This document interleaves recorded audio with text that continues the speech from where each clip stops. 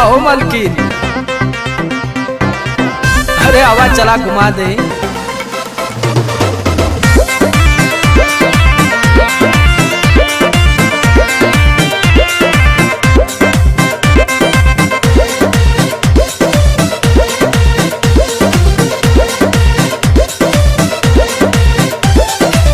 चलो ना जानू आज पटना घुमा दूं। अच्छा? चल के बजरिया में शॉपिंग करा दूं।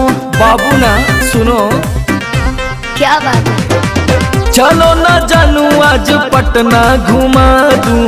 चल के बजरिया में शॉपिंग करा दूं।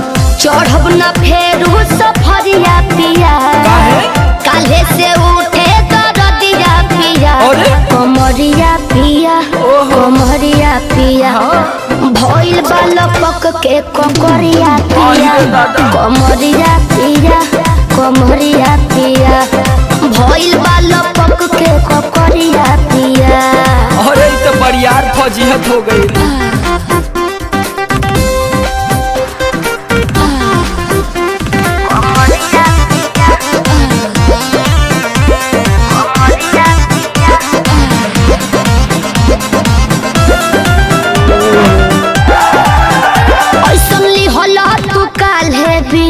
राजा जी लागे भइल बा कमरिया की रेख राजा जी। बुझो नहीं? बुझाता बुझाता, सुना नहीं रहबू संभर के गोरी तमनवा चिहुकबे करी। जति जोश में खो देबू होश कमरिया मुरुकबे करी। राते तू कइला गरदिया पिया। अच्छा?